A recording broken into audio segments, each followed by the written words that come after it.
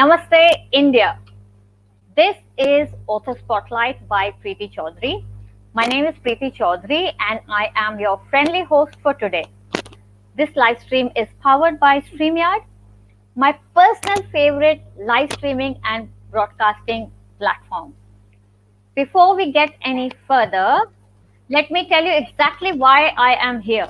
I am here today to talk about a book by Pride Circle written by 45 allies and their stories of acceptance, advocacy, and action. Presenting to you equally stories by friends of the queer world. Published by Rupa Publications, this is a first of its kind anthology of powerful personal stories by individuals who have stood up, spoken out, and created a safe space for the LGBTQ plus community at home, in schools, colleges, communities, workplace, and the society. For this author spotlight, I am joined today by one of the 45 authors, none other than Shri Dilip Chenoy, who is the Secretary General of FICCI. A warm welcome to you, Dilip ji. It is nice to have you on this show. Welcome. Thank you for having me here. Thank you. Just to put the context of this whole conversation, Dilip ji, please help us in understanding why equity and inclusion.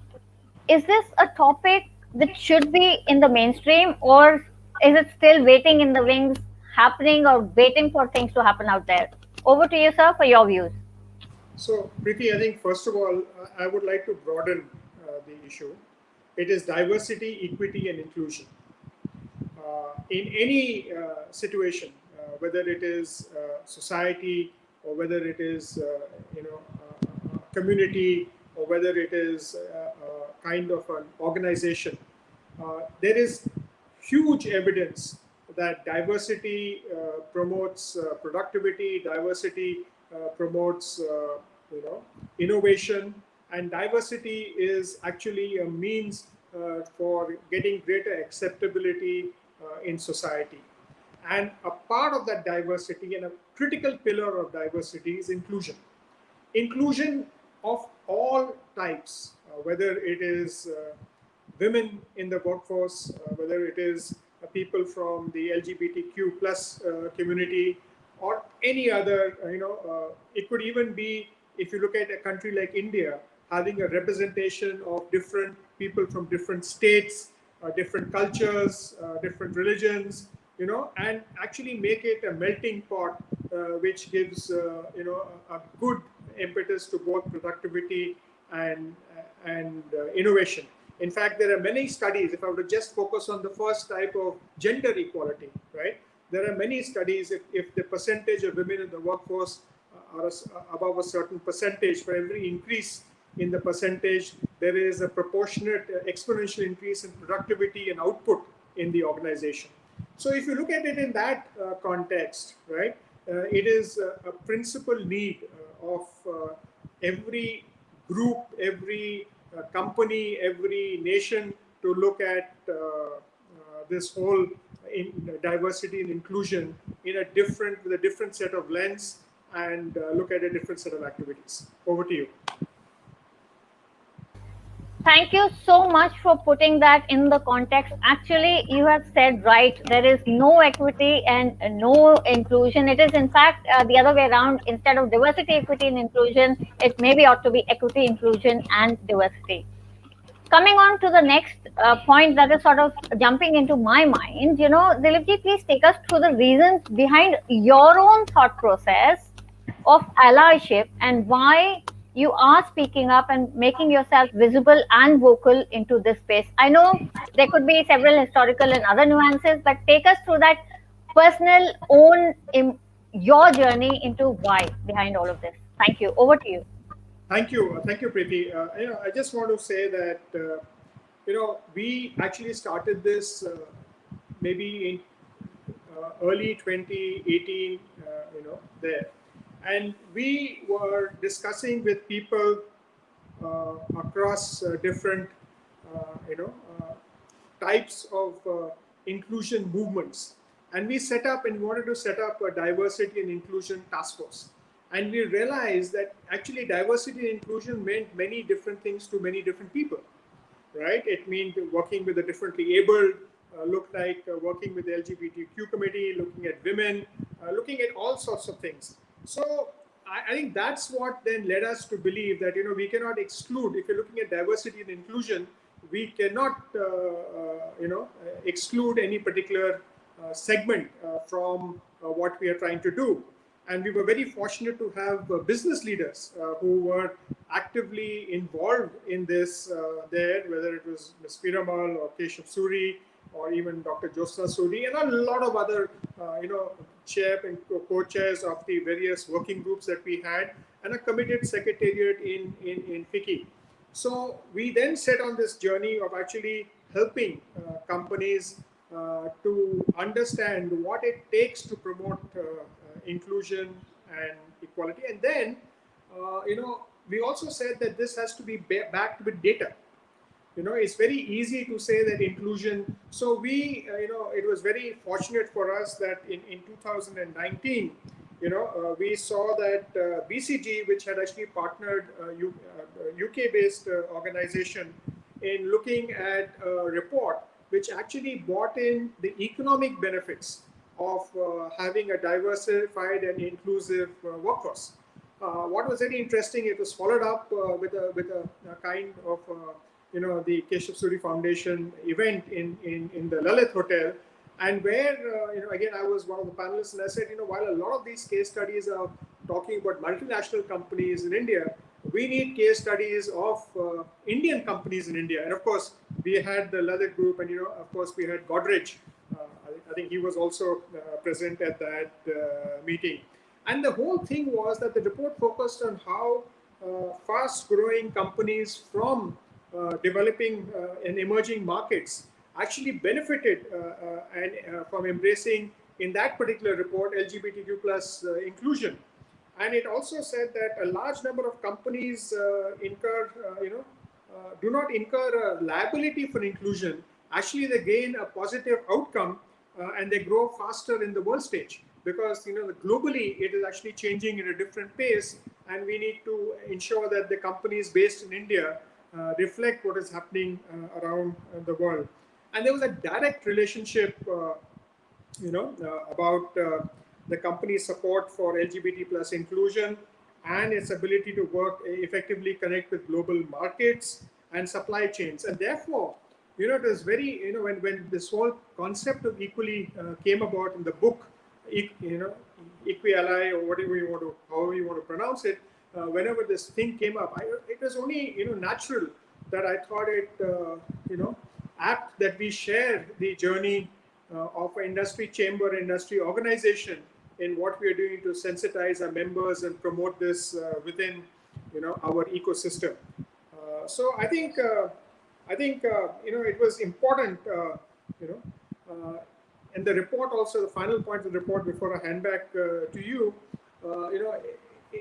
it said that there was always, acceptance in the global marketplace of companies that actually were looking at merit, were looking at irrespective of gender, caste, or other aspects there. So it was very important in that perspective to actually work with this report and share that data with the larger business community in India.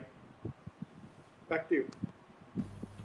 Thank you so much for sharing that. And you're absolutely right. There is no diversity without inclusion, and that too inclusion of all, like you said, all the four pillars, so not only women, but veterans, LGBTQ community, people with disabilities, neurodiverse people, and so on and so forth. There are so many nuances. I would like to take you a little bit back here. In the last 2.5 years of this journey of equity, inclusion, diversity, and belonging at FICCI, what are the milestones that you are really proud of, and what is the way forward? This is 2020 has been an exceptional year. We are already halfway into 2021. So I would like to focus on the positives first of the last whatever 2 and a bit years, and then what's the way forward, please. It's over to So, you. Preeti, I think that if you look at it, the first milestone was actually formation of the committee. In fact, even before the formation of the committee, we were involved with organizations across the country that were promoting inclusion and including LGBTQ plus inclusion. We were involved, with the Keshav Suri Foundation. We were actually, my colleagues, Uma and Bavleen and all were working with the foundation to help them in their programs.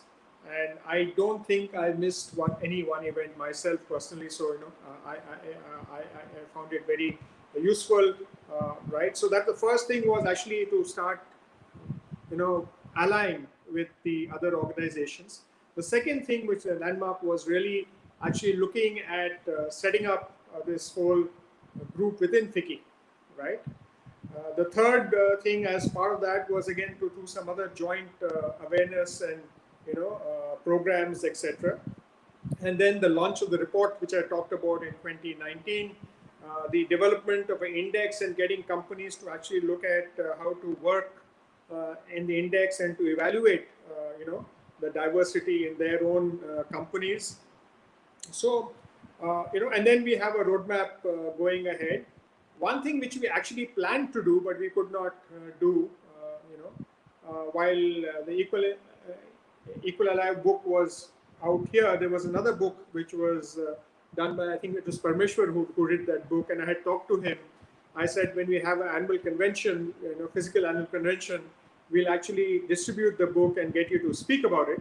But unfortunately, we had the lockdown happen, and we did not have a kind of a physical annual convention. We had a virtual annual convention, but I think at some point of time, we want it to be spread wide across the organization, wide across within the membership. We are also promoting, even say for an organization like FICCI itself, we buy a lot of stuff. So we're saying, can we do a certain percentage of purchase from specific non-included communities or seemingly non-included communities, including tribal and other such things here. And at the same time, try and see if we as an organization can promote, and encourage companies to adopt, inclusive behavior, because, depending on what type of inclusion you want to do, you need to actually have a lot of behavioral change there. So we developed an agenda for that, and we are sharing, and the effort will continue, you see, because, every day you kind of learn a new kind of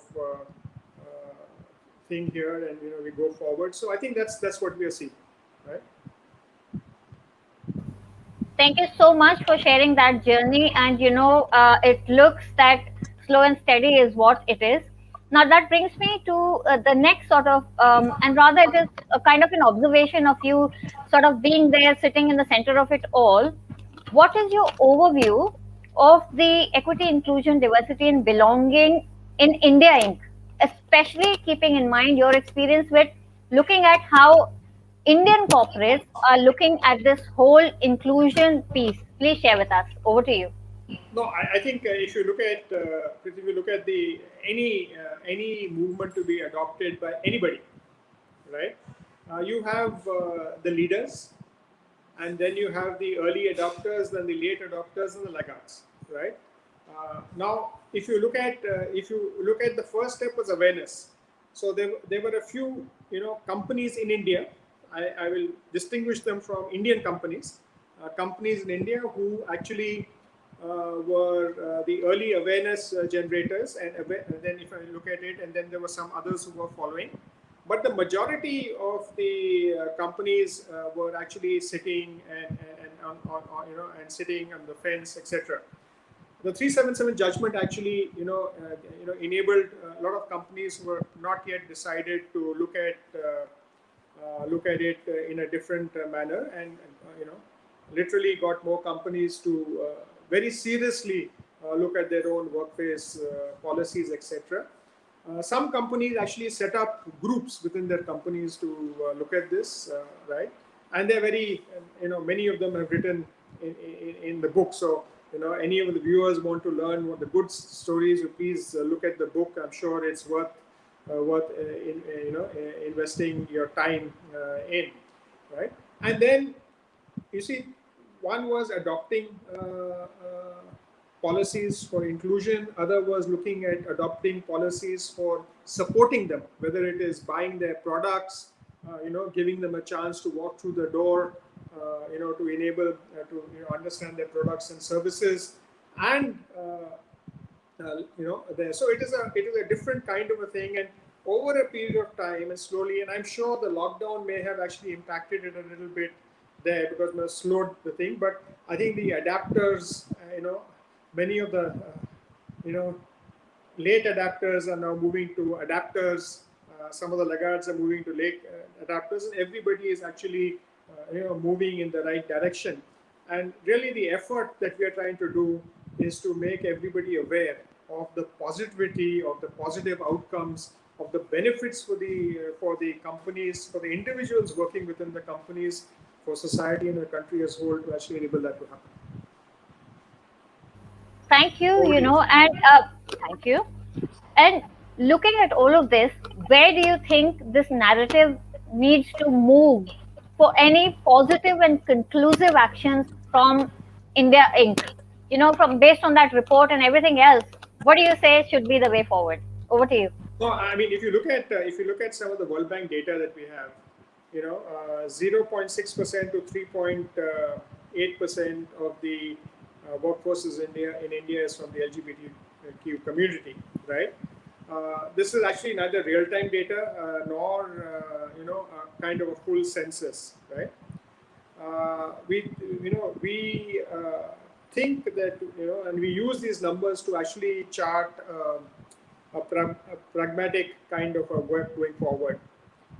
The similarly pilot study by the World Bank also reflects that the discrimination against the community in India could be costing the country's economy up to about 32 billion a year in lost economic output. That's about, in fact, about 92% of the transgenders, for example, just taking one segment, is highly deprived of the right to participate in economic activity. Even qualified ones refuse jobs as per a 2018 study by the NHRC. So if you just look at if we can increase this inclusivity and diversity, what will result in? It could result in a higher productivity for companies. It could result in higher economic outcome. It could result in greater GDP for the country. And also, if you look at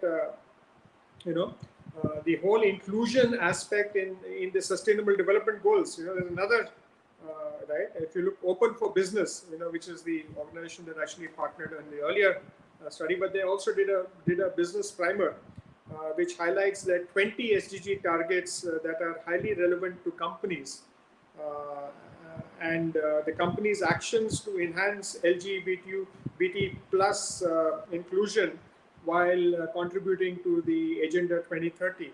So it covers, both poverty, health, education, gender equality, decent work, inequality, and more, right? Right. So there is a need to ensure that the inclusion is woven into business action to actually ensure that everyone benefits towards the action of Agenda 2030. So it's not necessarily only looking at domestic goals, but it can actually contribute to global to national efforts to contribute and meet a global goal like the SDGs, or even the earlier World Bank thing that we talked about giving a total impetus to growth in the economy. Over to you. Thank you very much for that. And let's talk about the book now. So how did that happen? Please tell us the story behind that, and then please help narrate what you wrote as an author at Equali, if you want to call it, or Equally, the stories of friends of the queer. It's over to you. Thank you. No, I think when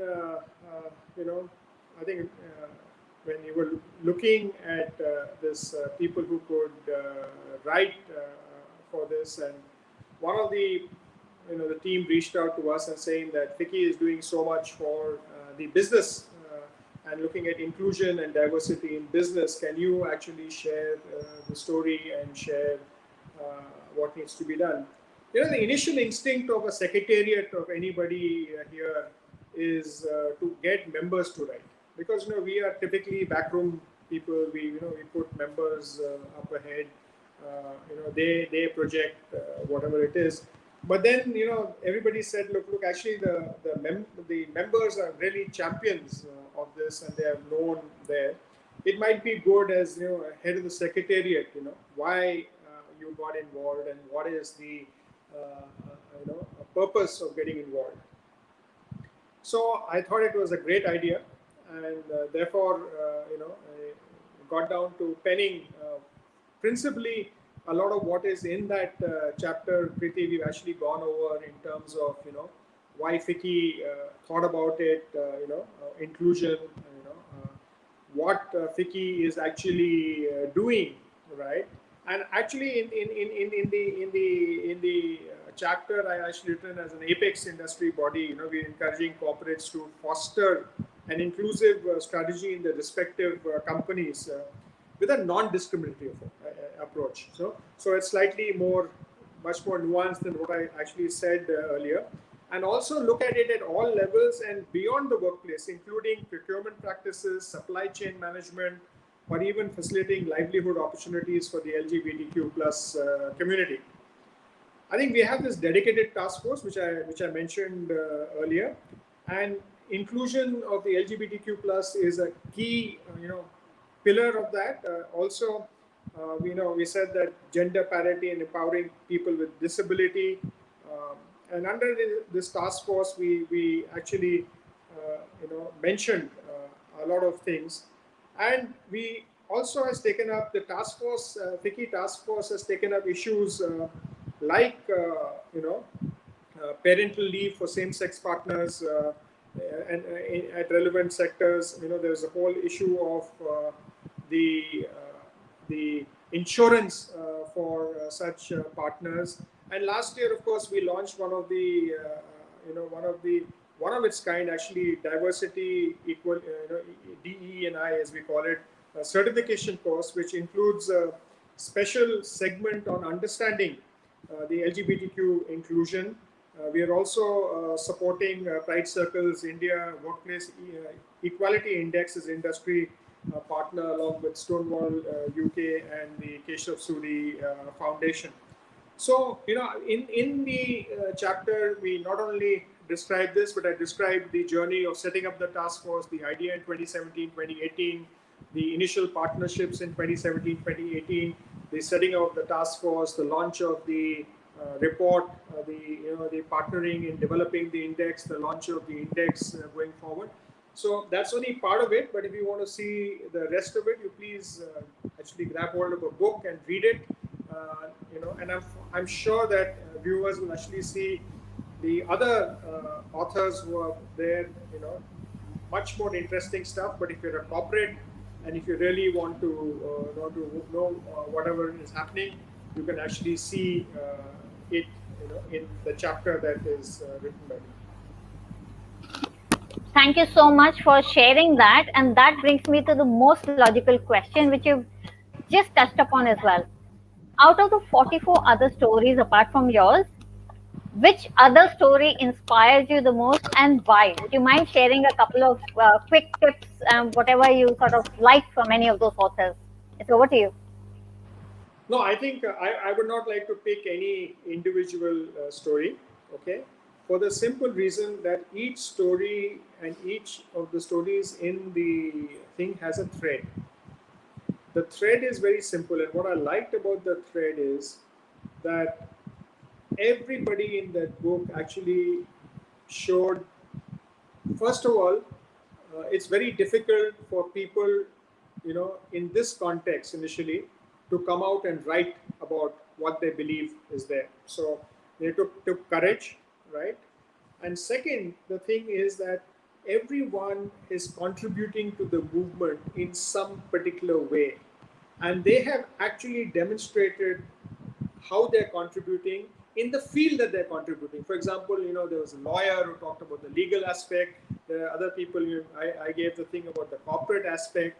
So the biggest, thing about the book and what really got me was the clear vision that how, partnering in this thing is actually going to benefit the individual, the corporate, and the country, and also the determination by which people actually, fought, or if I can use that word, but try to advocate the recognition of this whole inclusion bit, and also each one has got some narrative which you can actually pull out and use it in your own life to actually support the cause. So I think I don't want to go to an individual story, but this is the trends which I got from the different stories. When the book was being launched, I actually had it next to me there, and I've read it. I don't have it next to me now, but I believe that it is something with which everybody can not only get a thing about inclusion, but learn a lesson for life. I think that's what is very key going forward. So that's it from me on the book. Back to you. Thank you so much for sharing those insights. Now, again, as a business use case, and coming out with the report with BCG and also the index along with Pride Circle and Spoonwall, what is your wish list for making corporate India more inclusive? I mean, these last 3 years would have obviously you would have had your own ideas. So please do share, because I think it is important for all of us to hear how we can chart a more inclusive course if we are an India incorporate. Over to you. Okay, Preeti. So, one of the things that we strongly believe is that making the society and your own workplace truly inclusive, you can actually begin change. And the change has to begin across the organization, right? So the first thing is that there has to be a kind of a direction that in everything that we do, we're looking at diversity, we're looking at inclusion, right? Whether it is in hiring, whether it is once you hire, then there has to be in promotion, right? Whether it's on sourcing, whether it is on the type of partners that we have in our distribution network or whatever it is. So you take the whole organization, right, and look at different aspects of the organization, and each part of the organization, right from sourcing to after sales service, or if you're a service organization, service delivery and maintenance. How do you ensure that you actually have diversity and inclusion in every aspect, whether it is in the type of customers, the type of employees, the type of people you buy from, etc. So that's the first kind of a thing, and you look at it, and then you benchmark yourself against some of the best, and say, okay, how do you get from where you are now to where you want to be going forward, and you chart out a plan. That's the first thing which is there.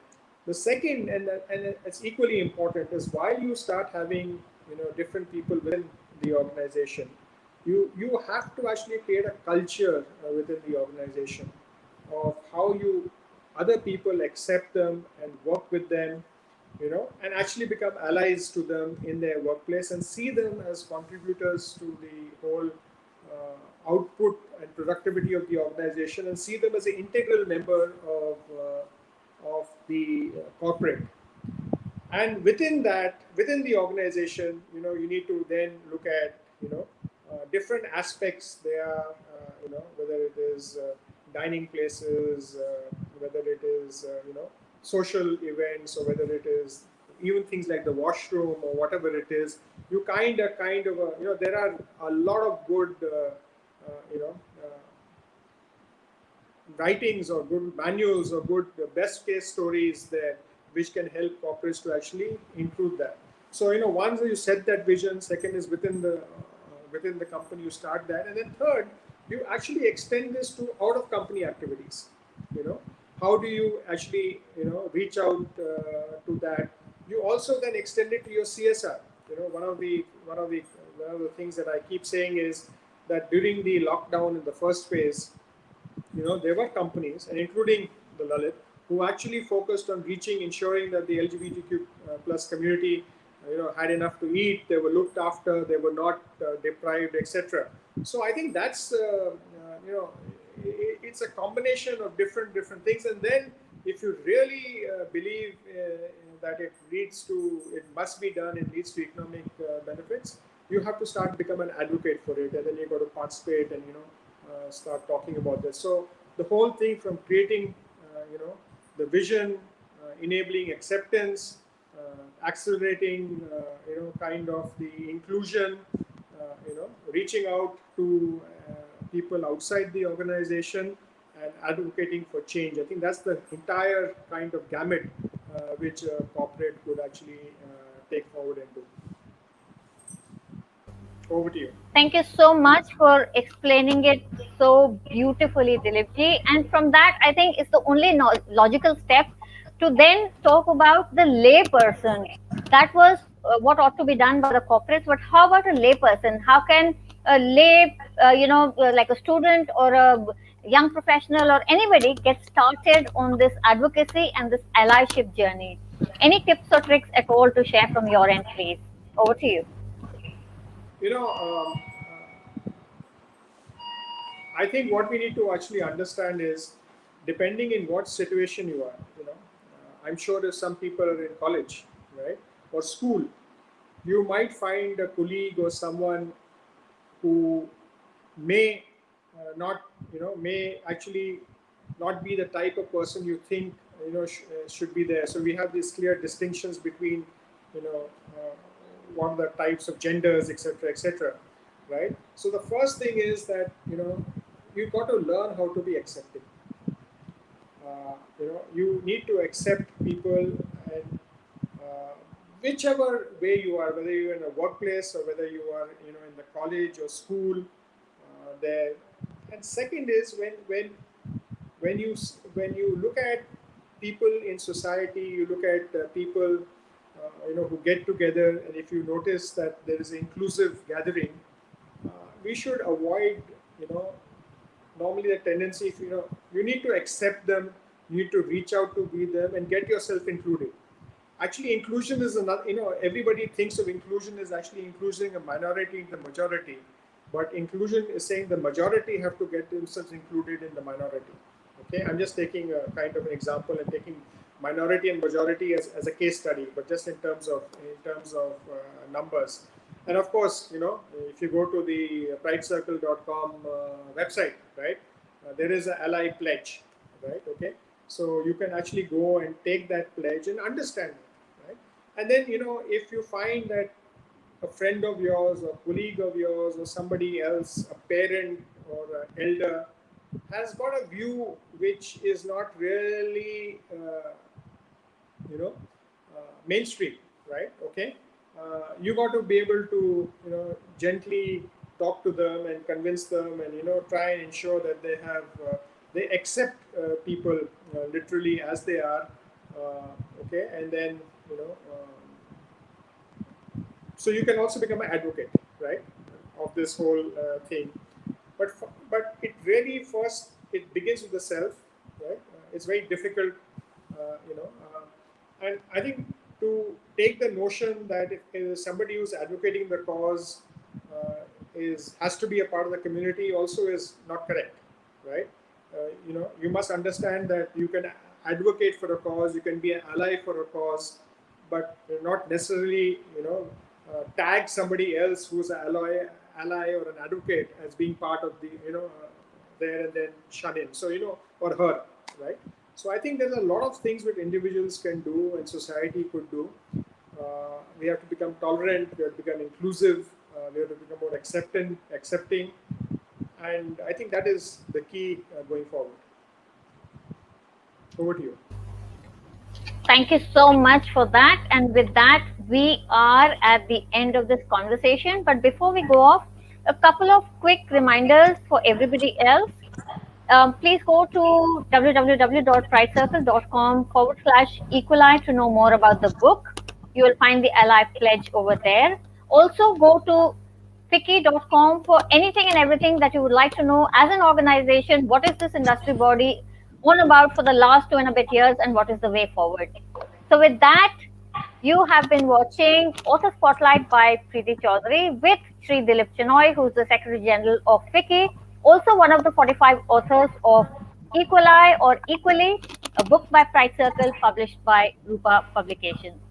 Until another episode of another live, this is Dilip Chenoy ji and Preeti Chaudhary saying stay safe, stay indoors, Jai Hind. Namaskar. Thank you. Stay safe and keep well, please. Thank you.